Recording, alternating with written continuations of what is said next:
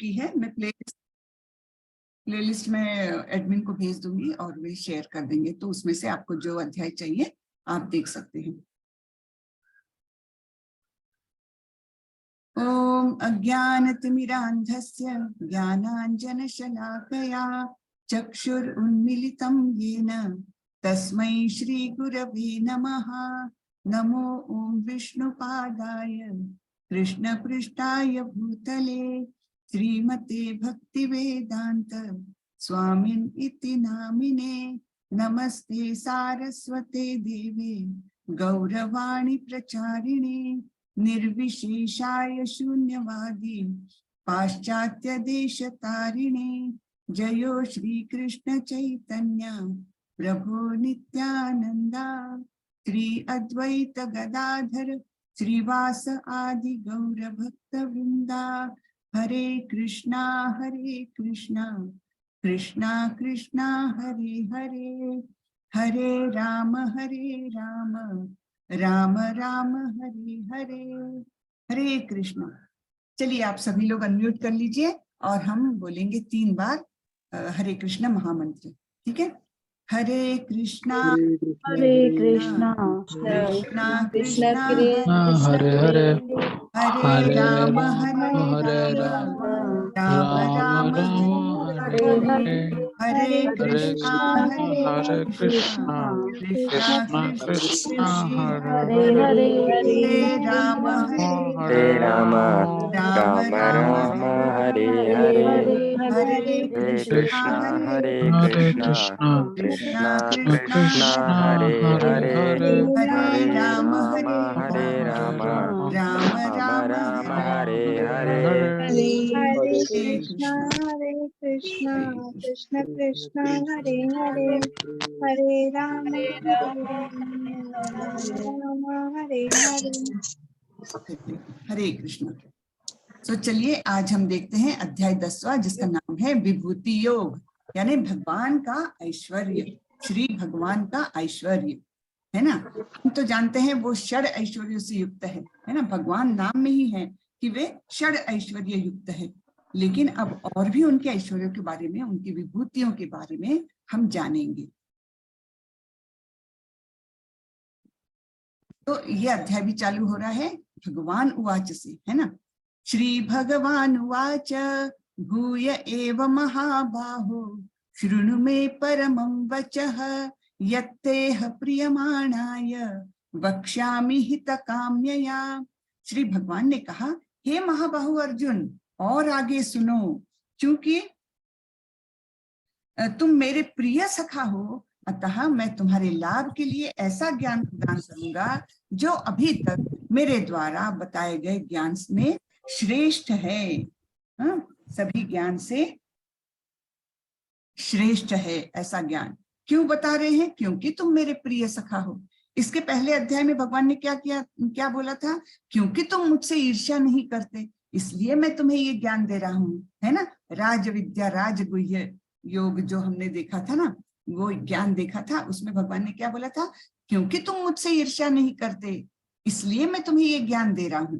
और अभी बोल रहे हैं क्योंकि तुम मेरे प्रिय सखा हो, इसलिए तुम्हारे लाभ के लिए मैं ऐसा ज्ञान दे रहा हूं जो अभी तक मैंने बताए हुए जो भी ज्ञान है अभी तक का, उससे भी श्रेष्ठ है, ठीक है? न मे विदुः सुरगणः प्रभवं न महर्षयः अहम आदिर्हि देवानां महर्षीणां च सर्वशः। न तो देवतागण मेरी उत्पत्ति या ऐश्वर्य को जानते हैं और न महर्षिगण ही जानते हैं, क्योंकि मैं सभी प्रकार से देवताओं और महर्षियों का भी कारण स्वरूप यानी उद्गम हूं। देखिए यहाँ पर और स्पष्ट कर दिया है भगवान ने कि सारे देवता लोग भी उन्हीं से निकले हुए हैं, उन्हीं के वही कारण स्वरूप है देवताओं के भी सृजन के। हाँ, सो देवता लोग भी उन्हीं के कारण निकले हैं।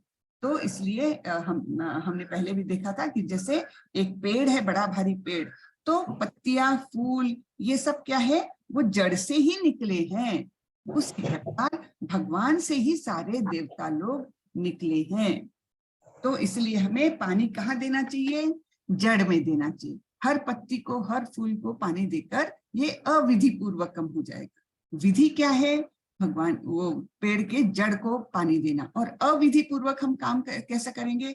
हर पत्ती में, हर फूल में, हर टहनी में पानी देंगे तो वो हो जाएगा अविधि पूर्वक, है ना? ठीक है। जो मुझे अजन्मा, अनादि, समस्त लोगों के स्वामी के रूप में जानता है, मनुष्यों में केवल वही मोह रहित और समस्त पापों से मुक्त होता है। तो भगवान को किस स्वरूप में जानना चाहिए हमने? अजन्मा, उनका कभी जन्म नहीं होता, अनादि, उनका कोई बिगिनिंग नहीं, स्टार्ट नहीं है, और समस्त लोगों के स्वामी। ठीक है ना? सो हमें ये याद रखना चाहिए कि भगवान कैसे हैं? अजन्मे है, उनका जन्म नहीं होता है, और अनादि है, उनका कोई आदि पॉइंट नहीं, यानी स्टार्टिंग पॉइंट कुछ भी नहीं है, और वे सभी लोगों के स्वामी हैं। सो जो इस तरीके से जानता है, भगवान क्या बोल रहे हैं? वो मोह रहित होता है और पापों से मुक्त भी होता है। ठीक है। अब यहाँ बोल रहे हैं सप्तर्षिगण तथा उनसे भी पूर्व 4 अन्य महर्षि एवं सारे मनु, यानी मानव जाति के पूर्वज, सब मेरे मन से उत्पन्न है, और विभिन्न लोकों में निवास करने वाले सारे जीव उनसे अवतरित होते हैं। हम जानते हैं मनुष्यों के आदि पुरुष किसे कहा जाता है?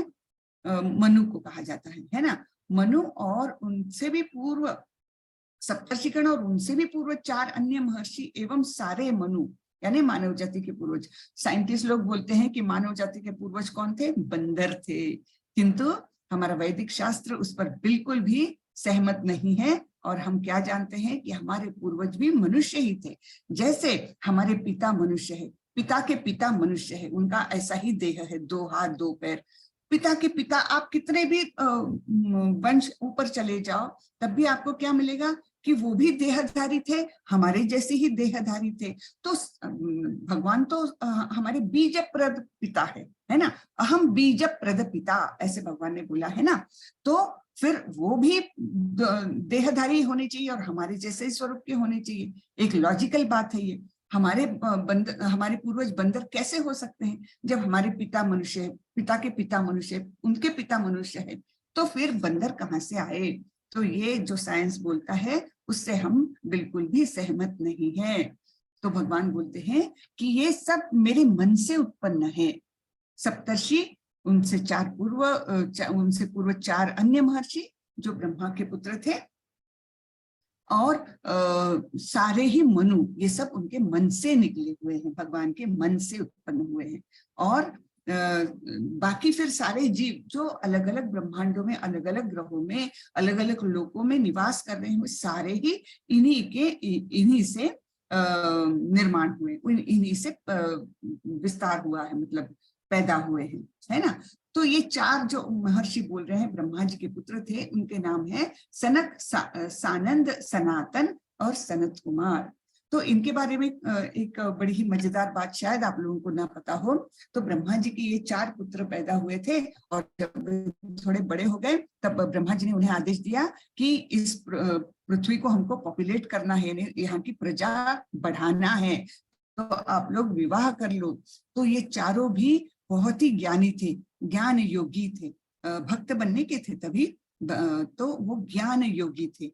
और उन्होंने साफ शब्दों में अपने पिता को मना कर दिया, ब्रह्मा जी को मना कर दिया कि हम शादी नहीं करेंगे, क्योंकि हमें यही आध्यात्मिक ज्ञान का अनुशीलन करना है, और अगर हमने शादी कर ली तो हो सकता है हमारी जो एक प्रकार की तपस्या हो रही है, ये ज्ञान की तपस्या हो रही है, उसमें खंड आ जाएगा, इसलिए हम शादी नहीं करेंगे। तो ब्रह्मा जी बहुत क्रोधित हो गए थे उनसे, और उनको श्राप दिया कि तुम लोग अच्छा शादी नहीं करोगे तो तुम लोग, उनको 4 वर्ष की आयु के बच्चों के समान ही उनका देह हमेशा रहा। तो वो आप लोग शायद कभी मंदिरों में गए, कोई कोई मंदिरों में ऐसे 4 बच्चे दिखाई देते हैं, छोटे छोटे बच्चे 4 साल के ऐसे, और वे वस्त्र नहीं पहने रहते हैं। तो वे हैं ये सनक, सानंद, सनातन और सनत कुमार, ये ब्रह्मा जी के पुत्र, जिन्हें 4 महर्षि जो यहाँ पर कोट हुआ है ना, 4 अन्य महर्षि, वे हैं ये लोग। तो और सप्तर्षि कौन कौन है? वशिष्ठ, कश्यप, अत्रि, जमदग्नि, गौतम, विश्वामित्र और भारद्वाज, ये सप्तर्षि। हाँ, तो सप्तर्षि आप लोग ये स्टार कंस्टेलेशन देखते होंगे, 7 ऋषियों के सप्तर्षियों का एक तारका पुंज है जो हम रात को देख सकते हैं, है ना। तो वो सप्तर्षि कहा गए हैं और ये हमारे पूर्वज है। तो जो हमारे गोत्र बने हैं ना, वो इन ऋषियों से ही बने हुए हैं।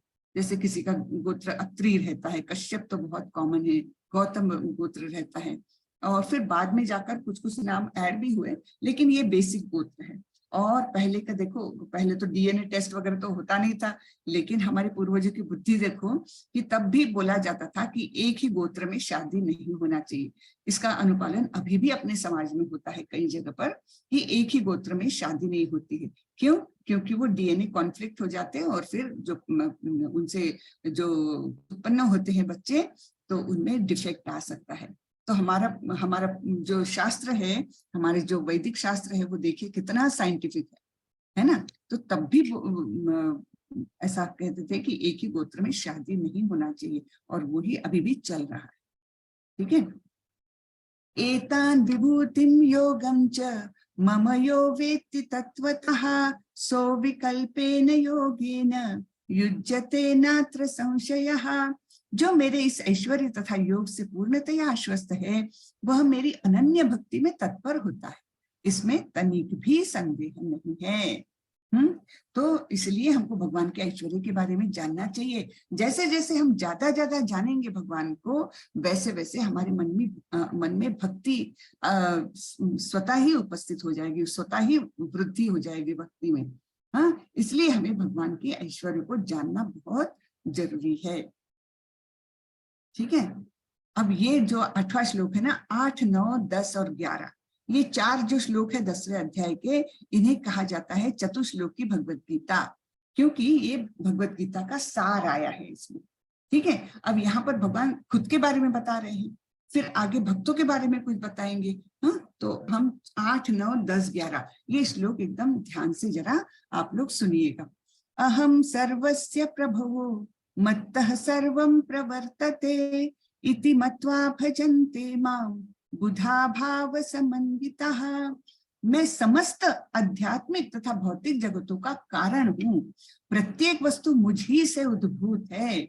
जो बुद्धिमान यह भली भांति जानते हैं, वे मेरी प्रेमा भक्ति में लगते हैं तथा हृदय से पूरी तरह मेरी पूजा में तत्पर होते हैं। भगवान स्पष्ट शब्दों में बता रहे हैं कि चाहे वो आध्यात्मिक जगत की वस्तुएं हो या आध्यात्मिक जगत हो या भौतिक जगत हो, तो सभी कुछ उन्हीं से निकला हुआ है, उन्हीं से उत्पन्न हुआ है। तो जो बुद्धिमान व्यक्ति इसको जानता है, वो हमेशा भक्ति में लग जाता है। ठीक है। फिर ये दूसरा चतुश्लोकी का दूसरा है मच्चित। अभी ये पहला क्या बताया भगवान ने? पहला अपने बारे में बताया। अभी दूसरा श्लोक किसके बारे में है? भक्तों के बारे में है। मच्चित्ता मद्गता प्राणा बोधयन्तः परस्परं कथयन्तश्च मां नित्यं तुष्यन्ति च रमन्ति च। मेरे शुद्ध भक्तों के विचार मुझ में वास करते हैं, अपना जीवन वे मेरी सेवा में अर्पित रखते हैं, और वे एक दूसरे को ज्ञान प्रदान करते तथा मेरे विषय में बातें करते हुए परम संतोष तथा आनंद का अनुभव करते हैं। तो यहाँ देखिए प्रभुपाद जी और उनके शिष्यगण दिख रहे हैं, सबके चेहरे देखिए आप कितने प्रफुल्लित है। तो कैसा आनंद है? ये आध्यात्मिक आनंद है। हाँ, तो भक्त के लक्षण कैसे बताए हैं कि सभी उनके विचारों में हमेशा कृष्ण का ही वास रहता है, कृष्ण के ही विचार उनके मन में रहते हैं, और वे अपना सारा जीवन समर्पित कर देते हैं कृष्ण सेवा में। और फिर जब एक दूसरे से बातें करते हैं ना भक्त लोग, तो ऐसी वैसी बातें नहीं करते, ग्राम्य कथा नहीं करते, गॉसिपिंग नहीं करते, उनके विषय हमेशा कृष्ण से संबंधित होते हैं। हमेशा वो बोलेंगे, अरे मैंने वो प्रवचन सुना था, इतना सुंदर था, उसमें जो एक विचार वक्ता ने प्रकट किया तो वो इतना सुंदर था, मुझे बहुत अच्छा लगा। और ऐसे एक दूसरे को ज्ञान प्रदान करेंगे। दूसरा बोलेगा, हाँ मैंने भागवतम का ये चैप्टर पढ़ा था कल, तो बड़ा आनंद आया मुझे कृष्ण की लीला पढ़ने में। इस प्रकार से उनकी बातें होती है और हमेशा आनंद में रहते हैं, जैसे यहाँ पर दिख रहे हैं। एक छोटा सा वीडियो है, हम चलाएंगे, 1-2 मिनट का है बिल्कुल। हरे कृष्णा कृष्ण कृष्ण हरे हरे हरे राम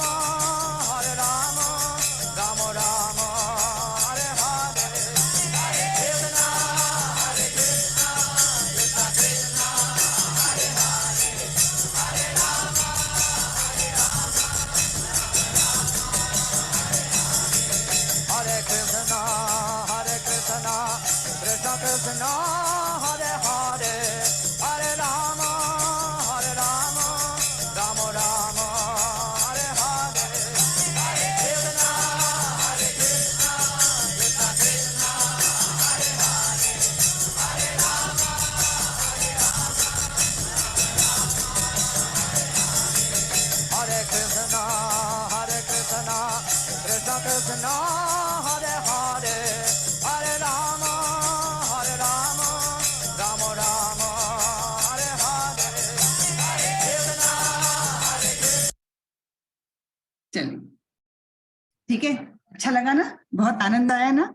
ये हरे कृष्ण महामंत्र का जब संकीर्तन होता है ना, जो भी वहां उपस्थित है, कोई ऐसा नहीं हो सकता कि जो अपने उत्स्फूर्त स्वभाव से एकदम नाचने ना लग जाए, ऐसा हो नहीं सकता। हाँ, जिनके बिल्कुल ही पैर ना चलते हो वो बात अलग, नहीं तो वो भगवान का नाम इतना अट्रैक्टिव है कि वो जब संकीर्तन होता है तो अपने आप लोग उठ के और आनंद लेने लगते हैं, नाचने लगते हैं और जोर से संकीर्तन करने लगते हैं। इसका प्रत्यक्ष अनुभव जब होता है तभी पता लगता है। मैं आपको बताऊं और आपको वो लगे इसका भरोसा नहीं, लेकिन जब आप ऐसे संकीर्तन में शामिल हो जाओगे ना, तब बराबर आपको अनुभव आएगा कि कितना आनंद आता है।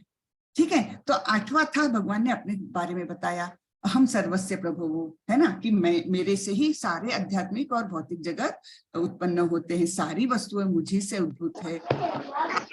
8वें श्लोक में बताया। 9वें श्लोक में, हरे कृष्णा, म्यूट कर लीजिए प्लीज। 9वें श्लोक में भगवान ने बताया कि भक्तों का कैसा व्यवहार रहता है ना। तो भक्तों का कैसा व्यवहार रहता है, वे एक दूसरे से भगवान की ही बातें करते हैं, उनके मन में हमेशा भगवान का ही वास रहता है ना, और भगवान के ही कार्य करने में वे अपना जीवन समर्पित करते हैं, और इस प्रकार अपने विचारों का आदान प्रदान करते हुए वे अत्यंत आनंदित रहते हैं। तुष्यंती च रमन्ती च, ठीक है ना। तो इंसान को चाहिए क्या, इंसान खोज किसके करता है, जीवन भर हम चाहते क्या है, किस चीज की खोज करते हैं, हैप्पीनेस की, है ना। खुश रहना है, मुझे आनंद मिलना चाहिए, है ना, बस हैप्पीनेस की हम खोज करते हैं। यहाँ तो प्रत्यक्ष हम देखते हैं कि किस प्रकार का हैप्पीनेस है जब भगवान का नाम लेते हैं, है ना। तो हमारी खोज तो यही खत्म हो जाती है, इसके आगे और बढ़ने की जरूरत ही नहीं। जब कृष्ण के चरण कमल हमें प्राप्त अगर हो गए तो सब कुछ मिल गया।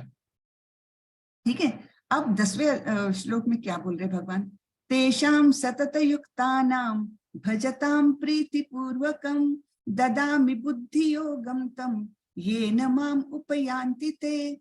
तो पहले भगवान ने अपने बारे में बताया, दूसरे में भक्तों के व्यवहार के बारे में बताया, तीसरे में भगवान क्या बोल रहे हैं कि मैं भक्तों के लिए क्या करता हूँ। कृपा करके म्यूट कर लीजिए ऋतिक अहिरवार, प्लीज म्यूट कर लीजिए। अच्छा, मैं करती हूँ।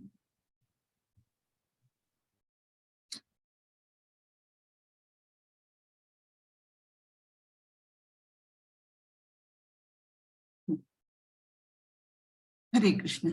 तो अब यहाँ पर बता रहे हैं भगवान कि भगवान भक्तों के लिए क्या करते हैं। हाँ, जो प्रेम पूर्वक मेरी सेवा करने में निरंतर लगे रहते हैं, उन्हें मैं ज्ञान प्रदान करता हूँ जिसके द्वारा वे मुझ तक आ सकते हैं। ठीक है, तो यानी हमने देखा था, एक सीढ़ी बताई थी मैंने, सबसे नीचे था कर्म योग, फिर था ज्ञान योग, फिर था अष्टांग योग, और सबसे ऊपर था भक्ति योग। तो भगवान बता रहे हैं जैसे ही भक्ति योग में है तो बाकी तो सब अपने आप है। तो इसलिए जब भक्ति में गए तो उनको ज्ञान मैं प्रदान करता हूँ, अपने आप उन्हें ज्ञान अंदर से ही देता हूँ, है ना। तो कौन सा ज्ञान देते हैं, जिसके द्वारा वे मुझ तक आ सके। हाँ, यानी भक्ति का बिल्कुल परम जो स्थान है वहां तक ले जाते हैं भगवान। फिर तेषामेवानुकंपार्थम अहम अज्ञानजं तमः नाशयात्म्यात्म भावस्थो ज्ञान दीपेन भास्वता। मैं उन पर विशेष कृपा करने के हेतु उनके हृदय में वास करते हुए ज्ञान के प्रकाशमान दीपक के द्वारा अज्ञान जन्य अंधकार को दूर करता हूँ। तो ये 10 और 11 दोनों श्लोकों में भगवान ने बताया है कि वे भक्तों के लिए क्या करते हैं, है ना। 10वें श्लोक में बोला था कि मैं उनको ज्ञान देता हूं जिसके द्वारा वे मुझ तक आ सकते हैं, और 11वें श्लोक में बता रहे हैं उन पर विशेष कृपा करता हूं मैं, है ना। तो उन पर विशेष कृपा कैसे करते हैं, उनके हृदय में वास करते हुए ज्ञान के प्रकाशमान दीपक के द्वारा वो अज्ञान का अंधकार दूर करते हैं। ठीक है, जैसे यहाँ पर शुक मुनि इनको ज्ञान दे रहे हैं। तो ज्ञान के दीपक द्वारा उनके मन का अज्ञान रूपी अंधकार दूर हो रहा है परीक्षित महाराज का। यहाँ पर हम देखते हैं ये कपिल देव है, कपिल मुनि। ये भगवान के अवतार थे। और कपिल मुनि उन्होंने सांख्य योग पर बहुत अच्छा, भागवतम में एक पूरा अध्याय उन पर ही है सांख्य योग पर। और वे अपना ज्ञान अपनी माँ को दे रहे हैं, देवाहुति को। देवाहुति चाह रही है कि मुझे ज्ञान मिले, मुझे भक्ति मिले। तब कपिल देव ने, देखो, पुत्र अपनी माता को ज्ञान दे रहा है। कितनी अच्छी बात है ना। ये अध्यात्म में ही पॉसिबल है, बाकी आप देखोगे तो कठिन है, लेकिन अध्यात्म में ये पॉसिबल है कि बेटा अपनी माँ को ज्ञान दे रहा है और माँ उसको नमस्कार करके, देखो, गुरु रूप में उनको स्वीकार कर रही है ना। कितनी अद्भुत बात है ये। ठीक है, आगे बढ़ते हैं। तो ये 8, 9, 10, 11 जो 4 श्लोक देखे उनको क्या कहते हैं?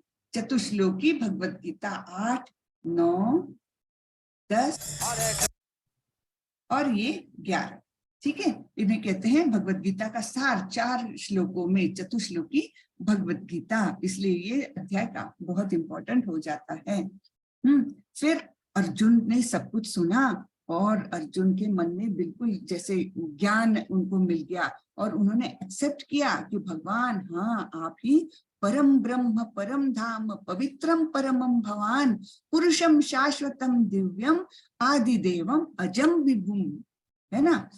उन्होंने एक्सेप्ट किया, हाँ, मैं मान गया प्रभु, मैं मान गया कृष्ण कि तुम ही हो परम पिता परमेश्वर, आप ही परम ब्रह्म हो, आप ही परम धाम हो, आप ही पवित्र, सबसे ज्यादा पवित्र हो और परमम भवान हो, है ना, परम सत्य हो आप।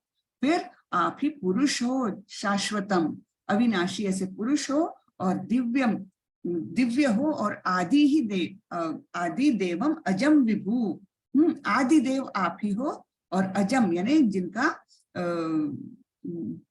अजन्मा है, अज, है ना, अजन्मा जो होते हैं वे, और महानतम है, ऐसे आप ही हो, मैं मान लेता हूँ। और तो और केवल आप ही नहीं बता रहे ये, आहुस्त्या मृषयः सर्वे देवर्षिर्नारदस्तथा असितो देवलो व्यासः स्वयं चैव ब्रवीषि में।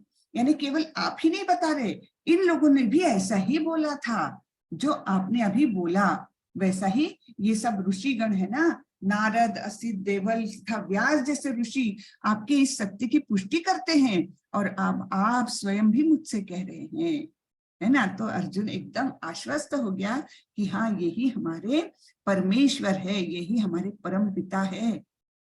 ठीक है ना, आश्वस्त हो गए। ठीक है, सर्वमेतद्ऋतं मन्ये यन्मां वदसि केशव नहि ते भगवन् व्यक्तिं विदुर्देवान दानवः। हे कृष्ण, आपने मुझसे जो कुछ कहा है उसे मैं पूर्णतया सत्य मानता हूँ। हे प्रभु, न तो देवतागण न असुरगण ही आपके स्वरूप को समझ सकते हैं। और आगे बोलते हैं, हे परम पुरुष, हे सबके उद्गम, हे समस्त प्राणियों के स्वामी, हे देवों के देव, हे ब्रह्मांड के प्रभु, निस्संदेह एकमात्र आप ही अपने को अपनी अंतरंगा शक्ति से जानने वाले हो। यानी यहाँ पर 14वें श्लोक में बोल रहे हैं कि आपको कोई भी आपके स्वरूप को नहीं समझ सकता, ना देवतागण समझ सकते हैं, ना असुरगण समझ सकते हैं, लेकिन आप ही अपने आप को अपनी अंतरंगा शक्ति के द्वारा जान सकते हो। तो ऐसे अर्जुन उनको प्रणाम करके बोल रहा है कि आप ही ये परम ब्रह्म, परम धाम हो वगैरह, और फिर बोल रहे हैं कि केवल आप ही अपने आप को समझ सकते हो। और कोई पूछता है कि ये क्या है भगवत गीता में, तो भगवान अपने ही बारे में बोल रहे हैं कि मैं इतना महान हूँ, मैं ऐसा हूँ, मैं ऐसा हूँ। ऐसे कैसे? ऐसे कोई बोलता है कि अपने मुंह मियां मिट्ठू बोलते हैं क्या ऐसे? लेकिन यहाँ पर ये भगवान है, और भगवान को उनके अलावा कोई भी उनके स्वरूप को नहीं जान पाता, न ही देवतागण न ही असुरगण, कोई भी उनको तत्वतः नहीं जान पाता। तब वे उनको बताने के अलावा दूसरा यही क्या है, रास्ता ही क्या है? जब वे बताएंगे तभी हमें ज्ञात होगा, अन्यथा नहीं होगा। इसलिए भगवान बता रहे हैं, नहीं तो भगवान तो इतने महान है कि उनको कोई किसी को बताने की जरूरत नहीं, कुछ भी करने की जरूरत नहीं। लेकिन भगवान सभी भक्तों से बहुत प्यार करते हैं। तो जब हम किसी को कोई हमको अच्छा लगता है तब हम अपने बारे में तो बताते हैं ना। जैसे आपका कॉलेज में कोई नया फ्रेंड आ गया और उससे आपकी अच्छी दोस्ती होगी, तब आप अपनी बातें भी उसको बताओगे ना। अरे मेरा घर इधर है, मैं यहाँ रहता हूँ, मेरा घर बहुत बड़ा है, और मेरे पापा के पास ना 4 गाड़ियां हैं, और मेरी सिस्टर है ना ये कॉलेज में पढ़ती है ना। ऐसे सब बातें आप शेयर करोगे कि नहीं? तो वैसे ही भगवान हमसे प्रेम करते हैं, इसलिए अपनी बातें भी शेयर कर रहे हैं, अपने बारे में जानकारी दे रहे हैं। अन्यथा ऐसा कोई भी नहीं है कि जो भगवान के स्वरूप को जान सकता है और हमें बता सकता है। ठीक है।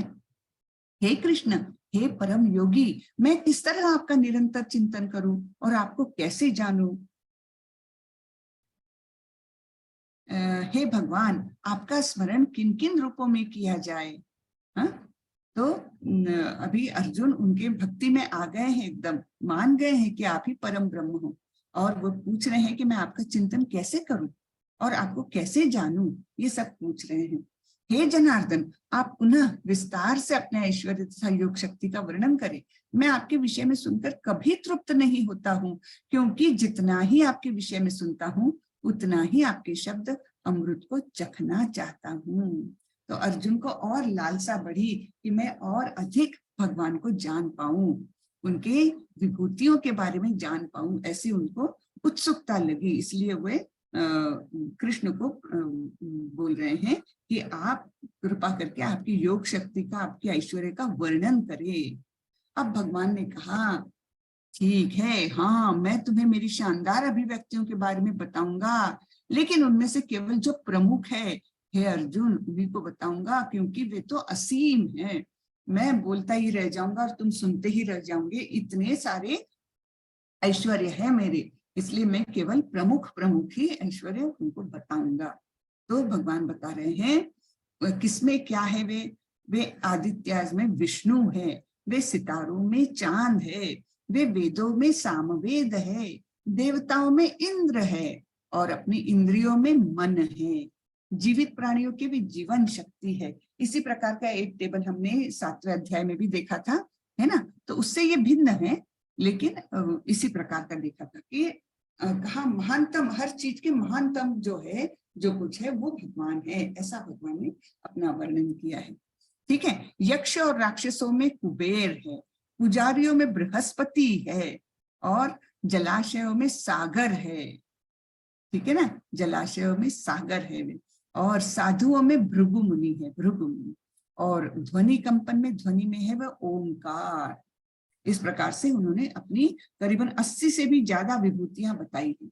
तो हम इतने पूरी रिपीट नहीं करेंगे, 80 से ज्यादा विभूतियां भगवान ने बोली है। और उसके बाद बोला है, अरे मैं कब तक वर्णन करता रहूंगा, हाँ बस हो गया, अभी मैं ज्यादा वर्णन नहीं करूंगा। तुम इतना भर समझ लो कि ये सारा जो भी जगत है ना, वो मेरे एक स्फुल्लिंग मात्र से उत्पन्न हुआ है, यानी एक तिनका भर है मेरी शक्तियों में से।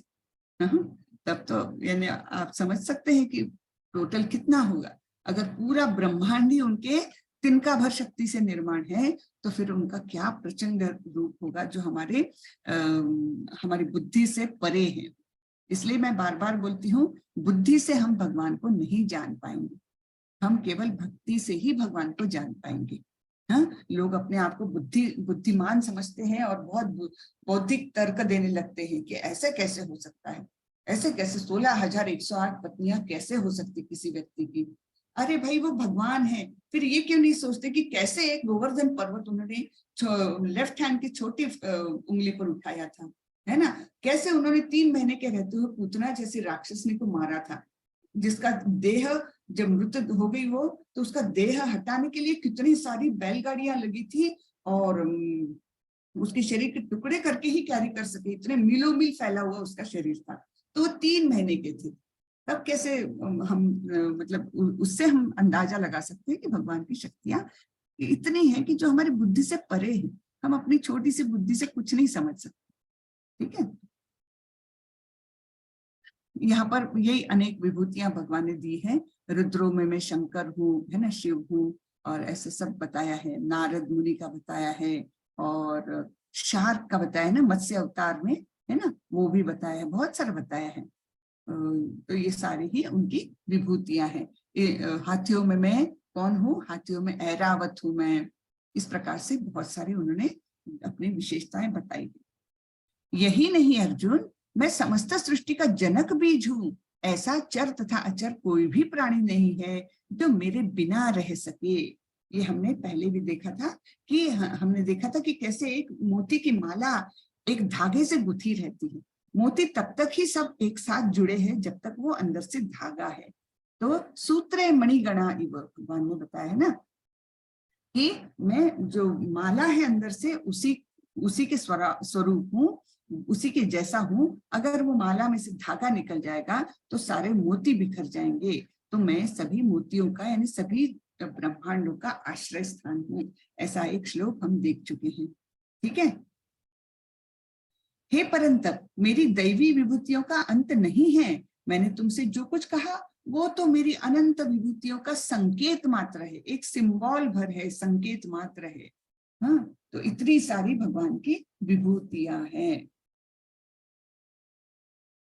यद यद विभूति मत सत्वम श्रीमदूर्जितमेव वा तत्तदेवावगच्छत्वम मम तेजोश संभवम।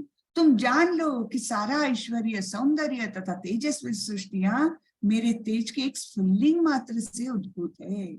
इतना सा तिनका भर का स्फुल्लिंग है, उसी से इतनी सारी सृष्टि निर्माण हुई है। ठीक है। अथवा बहुनैतेन किं ज्ञातेन तवार्जुन विष्टभ्याहम इदं कृष्णम एकांशेन स्थितो जगत। किंतु हे अर्जुन, इस सारे विशद ज्ञान की आवश्यकता क्या है? मैं तो अपने एक अंश मात्र से संपूर्ण ब्रह्मांड में व्याप्त होकर इसको धारण करता हूँ। तो भगवान बोलते हैं ये सब ज्ञान देने की आवश्यकता क्या है मुझे? मैं इतना ही जान लो तुम तो कि इतने से मेरे अंश से सारे ब्रह्मांड को व्याप्त किया हुआ है। ठीक है। तो यहाँ पर ये दिखाया है ना, जो परमात्मा स्वरूप चतुर्भुज है ना, जो परमात्मा स्वरूप जो हर चर और अचर सृष्टि के अंदर है। चर यानी चलने वाले यानी जीवित लोग, और अचर यानी जिससे पेड़ पौधे हुए और बाकी के भी अचर जो चल नहीं सकते वो सारे अचर। तो सभी के अंदर परमात्मा का वास है ना, सारे ही ब्रह्मांड में व्याप्त है, यानी हर चर और अचर सृष्टि में वे समाविष्ट है, सबके अंदर है। ठीक है। स्वामी प्रभुपाद जी के कुछ शब्द। भगवान अपने अंश के विस्तार से परमात्मा रूप में सर्वव्यापी है, जो हर विद्यमान वस्तु में प्रवेश करता है। तो केवल उनका अंश है, भगवान का अंश है, जिसका विस्तार होने पर परमात्मा बन जाते हैं। और परमात्मा कैसे है? सर्वव्यापी है, हर जगह पर वे उपस्थित है, हर वस्तु में, हर जीवित इकाई में परमात्मा उपस्थित है। हमारे अंदर है, आपके अंदर है, सभी के अंदर, चाहे वो चींटी हो, हाथी हो या मनुष्य हो, सभी के अंदर परमात्मा विद्यमान है। अतः शुद्ध भक्त पूर्ण भक्ति में कृष्ण भावनामृत में अपने मनो को एकाग्र करते हैं, अतएव वे नित्य दिव्य पद में स्थित रहते हैं। इस अध्याय के श्लोक 8 से 11 तक कृष्ण की भक्ति तथा पूजा का स्पष्ट संकेत है। मैंने बताया ना 8 से 11 तक क्या है? चतुश्लोक की भगवद गीता। शुद्ध भक्ति की यही विधि है। इस अध्याय में इसकी भली भांति व्याख्या की गई है कि मनुष्य भगवान की संगति में किस प्रकार चरम भक्ति सिद्धि प्राप्त कर सकता है। ठीक है। तो ये हमको ये पता चला है इसके द्वारा कि किस प्रकार शुद्ध भक्ति की कौन सी विधि है और भगवान की संगति में किस प्रकार हम चरम भक्ति सिद्धि प्राप्त कर सकते हैं। ठीक है। एक मिनट। हाँ,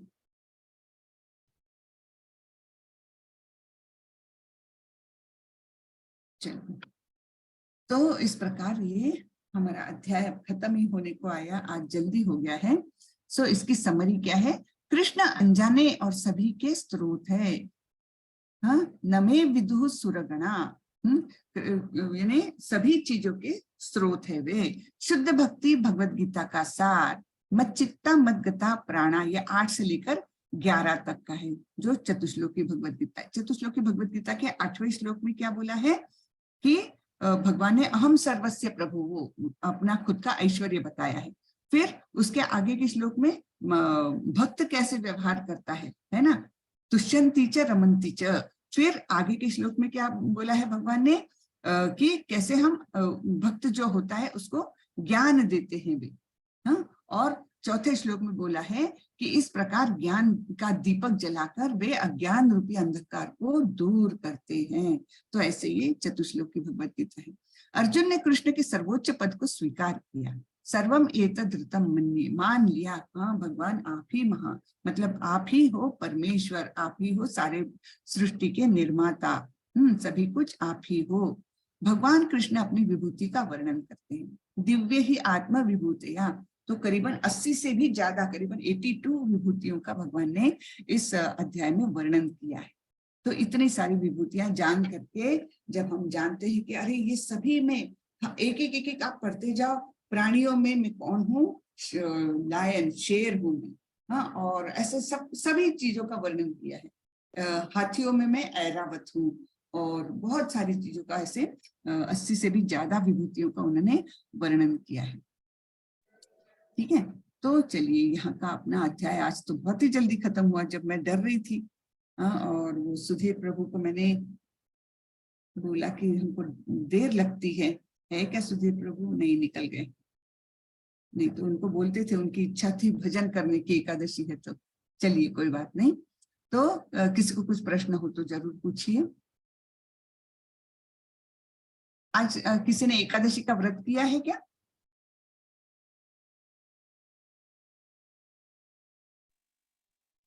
हाँ आर्यन, पूछिए, आप सवाल पूछिए कि आपने एकादशी का व्रत किया है आर्यन? हरे कृष्णा। हरे कृष्ण माता जी। हरे व्रत कृष्ण। क्या है? प्रश्न ये कि भगवान कभी गोलोक, मतलब जो श्री कृष्ण भगवान गोलोक में रहते हैं, वो कभी धरती पर अवतार लेते हैं या सिर्फ उनका कोई एक अंश आकर के अवतार लेता है? वो कभी नहीं, कृष्ण, जब कृष्ण आए थे वे स्वयं आए थे, स्वयं यहाँ आए थे। हाँ, ईश्वर परम कृष्ण सच्चिदानंद विग्रह अनादिरादिर गोविंद सर्व कारण काल, तब वे खुद आए थे। लेकिन उनका ऐसा वर्णन है, उनकी ऐसी महिमा है कि वे यहाँ भी आए थे, खुद ही आए थे, उसके बावजूद भी वे गोलोक वृंदावन में उपस्थित थे। ऐसा नहीं जैसे हमारे समान नहीं है कि मैं इस कमरे में बैठी हूं तो मैं बाहर नहीं हो सकती, ये अपना हुआ। लेकिन भगवान का ऐसा नहीं है, भगवान यहाँ भी है, वहां भी हो सकते हैं, हर जगह हो सकते हैं। जैसे ब्रह्म विमोहन लीला में उन्होंने क्या किया था, आप लोगों को पता है कि ब्रह्म विमोहन लीला, उसमें क्या किया था, ब्रह्मा जी को लगा कि ये वाकई में परमेश्वर है क्या, ये बच्चा जो गायें चरा रहा है और इतनी सारे नटखट शरारतें करता है, क्या वाकई में यही परमेश्वर है? तो वे टेस्ट करने के लिए आए और उन्होंने क्या किया, एक बार जब ये जंगल में गाय चराने के लिए लेकर गए थे, बछड़ों को, गायों को लेकर गए थे और बहुत सारे गोप थे उनके साथ, तब ब्रह्मा जी ने क्या किया, कुछ ऐसे अट्रैक्ट कर लिया, सारे गायों को घने जंगल में चली गई। तो सब गोप बोलने लगे, अरे सारी गाय उधर जंगल में चली गई, चलो हम लेने जाते हैं। तो कृष्ण तो समझ गए, कृष्ण बोले आप लोग यही बैठो, मैं अकेला जाकर सारे गाय को लेकर आऊंगा। और जब कृष्ण अंदर गए तो वहां देखा तो एक भी गाय नहीं, ब्रह्मा जी ने उनका हरण कर लिया था। और फिर बाहर आए कृष्ण, देखा तो एक भी गोप नहीं, सारे गोपों को भी ब्रह्मा जी ने हरण कर लिया था। और ब्रह्मा जी ने उनको सबको एक गुफा में सुला दिया था लंबे समय के लिए। अब कृष्ण तो कृष्ण है, उन्होंने क्या किया, अपने में से ही बहुत सारे अंश निकाले, इतने सारे अंश निकाले, और जो गाय थी वो बहुत सारे अंशों ने वो गाय और बछड़ों का रूप ले लिया, और बहुत सारे अंशों ने सारे गोप लोगों का रूप ले लिया। ठीक है, कृष्ण तो थे ही वैसे के वैसे, पूर्णमिदं पूर्णात् पूर्णमुदच्यते, है ना, तो उन पर तो कोई असर नहीं।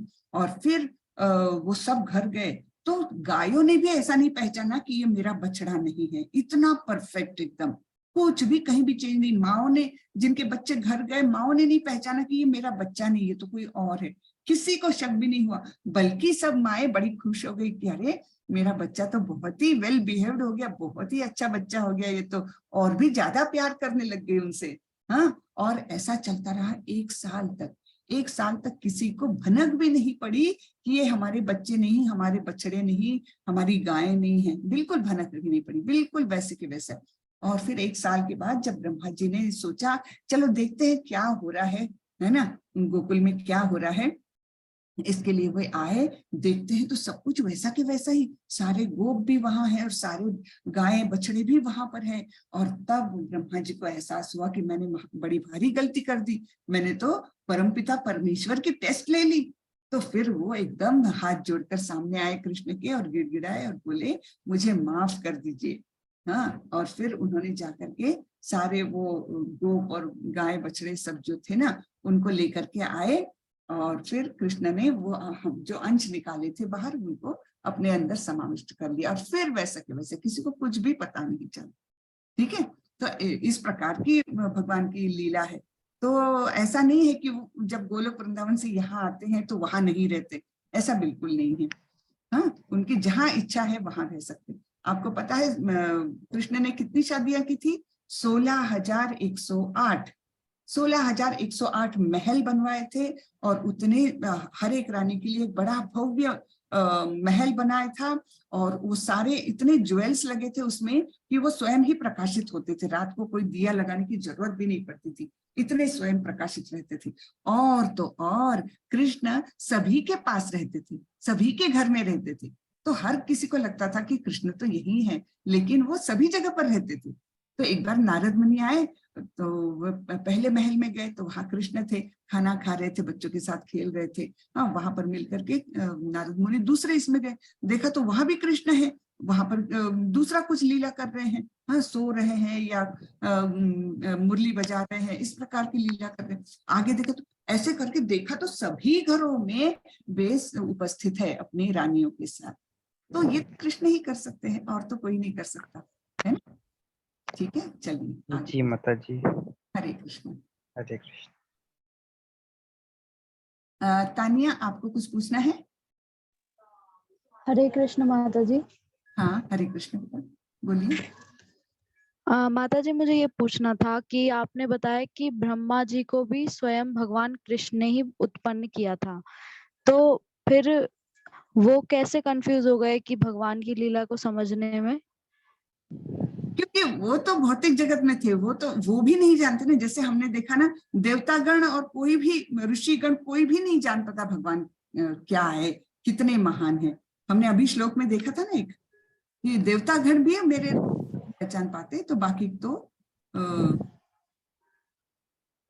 मैं बताती हूँ आपको। जी। तो इसलिए वो भी कंफ्यूज हो गए। हाँ, न तो देवतागण न असुरगण ही आपके समझ सकते हैं, केवल आप ही को अपनी अंतरंगा शक्ति के द्वारा जानने वाले हैं। वे खुद ही अपने आप को इतने वे महान, तो देवतागण नहीं जान पाते, इसलिए ब्रह्मा जी भी कंफ्यूज हो गए। माता जी, एक प्रश्न और है जी।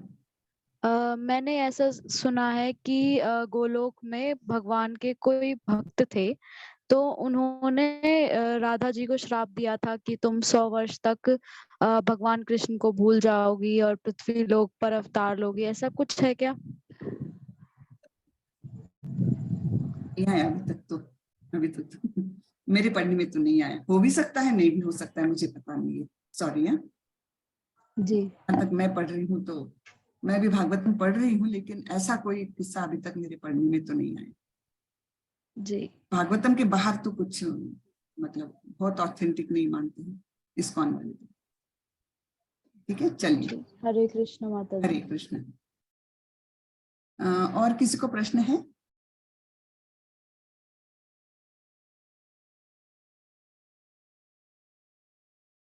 हरे कृष्ण।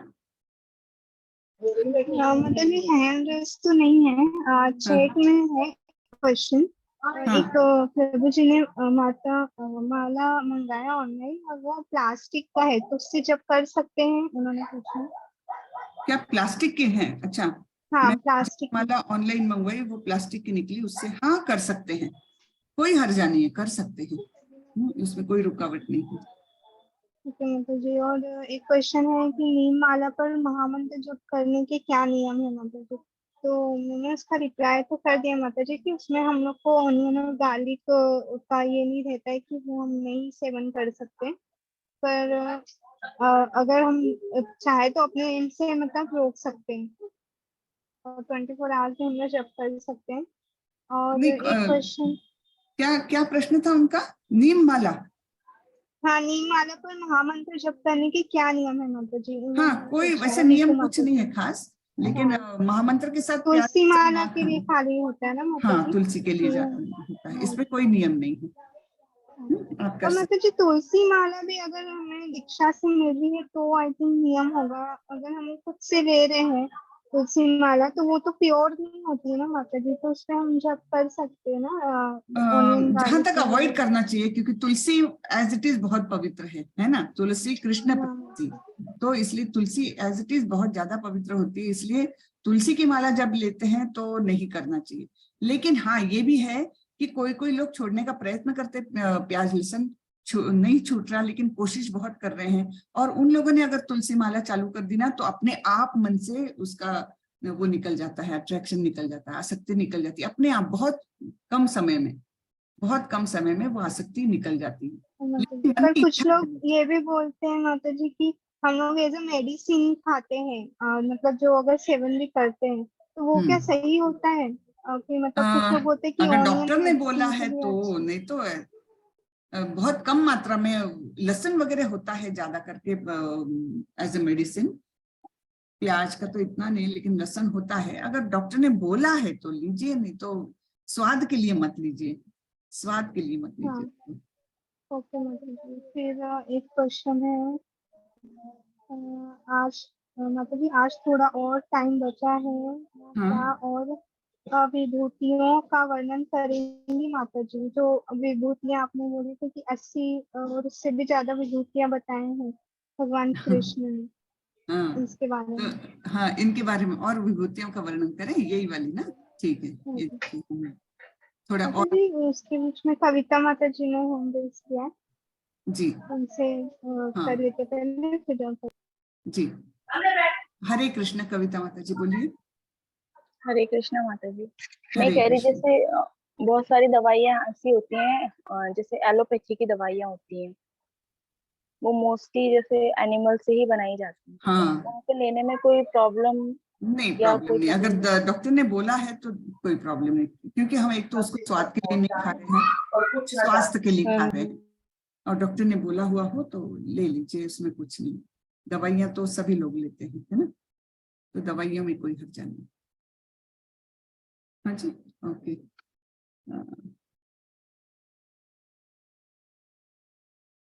चलिए, तो थोड़े से हम और डिटेल में देख लेते हैं। तो ये बोलते हैं, पुरुषों में मैं सम्राट हूँ। हाँ, पुरुषों में मैं सम्राट हूँ, और हथियारों में वज्र हूँ। इंद्र का वज्र जो रहता ना, बहुत शक्तिशाली हथियार होता है, तो वो हूँ। गायों में मैं सुरभि हूँ। सुरभि गाय कैसी रहती है? सुरभि गाय ऐसी रहती है कि ऐसा नहीं कि वो दिन में 2 बारी दूध देगी या इतने ही मर्यादित रूप में दूध देगी, वो जितना चाहो उतना दूध दे सकती है, और जब चाहो तब दे सकती है, उसका दूध देना बंद ही नहीं होता। तो इतना वो उसमें ये रहती है। तो जो ब्रह्म संहिता में वर्णन है गोलोक वृंदावन का ना, तो उसमें है ना, अभिपालयंतम लक्ष्मी सहस्त्र संभ्रम से विमान। एक मिनट, हाँ। वेणुम सहस्त्र वेणुम क्वणंतमरविंद दलायताक्षम बरहावतम समसितांबुद सुंदरांगम लक्ष्मी सहस्त्र नहीं, एक सुरभीर अभिपाल, ऐसा वर्णन है कि लाखों सुरभियों का पालन कर रहे हैं वे गोलोक वृंदावन में। हाँ, मैं देखो वो एक ये भूल गई, एक मिनट मैं अभी बताती, थोड़े से शब्द भूल गई मैं।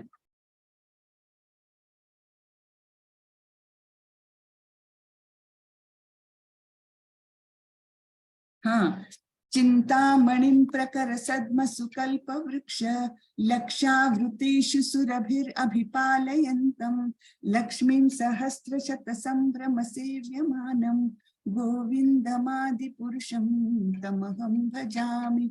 हाँ, तो वर्णन ऐसा है कि चिंतामणि प्रखर सद्म, वहां के पत्थर जो है वो चिंतामणि पत्थर है, हाँ, चिंतामणि पत्थर यानी कैसे होते हैं, जो लोहे को भी सोना बना सकते हैं और जो रोशनी भी देते हैं, इस प्रकार की चिंतामणि है। और वहां के सारे वृक्ष है जो, वो कल्प वृक्ष है। कल्प वृक्ष यानी जो भी मांगो, ऐसा नहीं कि वहां एक आम का पेड़ लगा है तो उसमें आम ही लगेंगे, ऐसा नहीं, आप जो इच्छा करो वो फल उस पेड़ से तोड़ लो, इस प्रकार के कल्प वृक्ष होते हैं। और फिर लक्षावृतेषु सुरभिर अभिपालयन्तम, है ना, अनेक लक्षावधि जो सुरभि गाय हैं उनका वहां पर पालन पोषण हो रहा है, इस प्रकार का गोलोक वृंदावन का वर्णन है, बहुत ही सुंदर। तो गायों में वो सुरभि है ना। फिर प्रोक्रिएटर्स में कंदर्प यानी मदन है, और सांपों में वासुकी है। किसी का तो भी अनम्यूट हो गया है, रोहित प्रभु कृपा करके म्यूट कर लें। और नागों में वे अनंत है, सांपों में वासुकी है, और जलीय देवता में वरुण है, पूर्वजों में आर्यमा, कानून के डिस्पेंसर यानी लॉ के उसमें कानून के डिस्पेंसर लिखा है, उसका ट्रांसलेशन बराबर नहीं हुआ, वो यमराज है। हाँ, यमराज का कानून बहुत ही स्ट्रिक्ट होता है, वो नियमों में इतना भी बदल नहीं करते, तो ऐसे में वे यमराज है। दैत्यों में वे कौन है? प्रहलाद महाराज। प्रहलाद महाराज का यद्यपि जन्म किसमें हुआ था? असुर कुल में हुआ था, हिरण्यकशिपु के बेटे थे वे, लेकिन वे बहुत ही महान भक्त रहे हैं, ठीक है। और वश में करने वालों में समय, जानवरों में सिंह, पक्षियों में गरुड़, और शोधकों में हवा, मछलियों में शार्क, और नदियों में गंगा। इस प्रकार जो भी कुछ महानतम होता है हर श्रेणी में, हर स्तर में, वो भगवान बोल रहे हैं वो मैं ही हूँ, है ना, क्योंकि सभी चीजें उन्हीं से तो निकली है। तो इस प्रकार ये बहुत सारा वर्णन आता है। हम फिर से चाहे तो वो चतुश्लोकी भगवद गीता देख लेते हैं, मुझे बहुत ही अच्छी लगती है। चार श्लोक जो है यहाँ पर भगवान बताते हैं। पहला श्लोक है चतुश्लोकी का, अहम सर्वस्य प्रभुवो मत्तः सर्वं प्रवर्तते इति मत्वा भजन्ते मां बुधा भाव समन्वितः। क्या बोल रहे भगवान? मैं समस्त आध्यात्मिक तथा भौतिक जगतों का कारण हूँ, प्रत्येक वस्तु मुझ ही से उद्भूत है। जो बुद्धिमान यह भली बातें जानते हैं वे मेरी प्रेमा भक्ति में लगते हैं तथा हृदय से पूरी तरह मेरी पूजा में तत्पर होते हैं। ओके, इसके बाद भक्तों के बारे में वर्णन है कि भक्त कैसे अपना समय व्यतीत करते हैं। पूरा भगवान का ही वास होता है उनके मन में, और सारा जीवन उनका समर्पित होता है। सारा जीवन वे समर्पित किस में करते हैं? भगवान की सेवा में, और वे एक दूसरे को ज्ञान प्रदान करते हैं, केवल कृष्ण के बारे में बातें करते हैं, और इसमें वे बहुत आनंदित होते रहते हैं, ठीक है। और फिर यहाँ पर ये है ध्रुव महाराज का बताया है।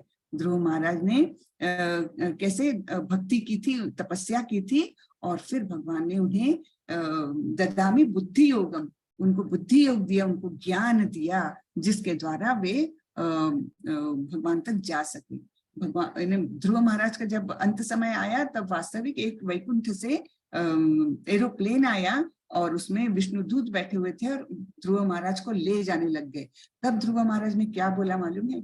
उन्होंने बोला कि मैं इस मार्ग पर आया, आध्यात्मिक मार्ग पर आया केवल मेरी माँ के कारण। तो अगर मेरे साथ अगर मेरी माँ जाएगी तो ही मैं जाऊंगा वैकुंठ, नहीं तो नहीं जाऊंगा। तो उन्होंने बताया, अब बाजू में देखिए दूसरे विमान से आपकी माँ भी वैकुंठ ही जा रही है ना। तो यानी ये भी एक सोचने लायक है, कितनी कृतज्ञता है उनके मन में, है ना। क्या बोलते हैं उसको, कि थैंकफुलनेस, ग्रेटफुलनेस कितना है ध्रुव महाराज के मन में, कि उन्होंने बोला कि इस सब के लिए तो मेरी माँ ने मुझे मार्गदर्शन किया, इसलिए मैं इस आध्यात्मिक जगत में आया, और उनके बिना मैं वैकुंठ भी नहीं जाऊंगा, ठीक है। फिर यहाँ पर बोलते हैं भगवान कि ज्ञान के प्रकाशमान दीपक के द्वारा वे अज्ञान को दूर करते हैं भक्तों के हृदय से, ठीक है। यहाँ पर वो बताते, और फिर अर्जुन बोलते हैं कि हाँ, आप ही सब कुछ हो, आप ही सर्वे सर्वा हो, आप ही कारणों के कारण हो, है ना। तो इस प्रकार से उनको ये करते हैं, और बोलते हैं कि हाँ, इसी प्रकार का वर्णन कुछ कुछ ऋषियों ने किया है, और अब आप स्वयं भी बोल रहे हो, ठीक है। लेकिन अल्टीमेटली ये है कि ना तो देवतागण ना ही असुरगण आपको पूरी तरह से जान पाते हैं, तो केवल यानी इसलिए भगवान उनकी महिमा, उनका विभूति स्वयं बताते हैं। ठीक है ना। चलिए, तो आज के लिए हम यही खत्म करते हैं। आज का मुझे लगा था आज लंबा चैप्टर होगा, तो आज जल्दी हो गया।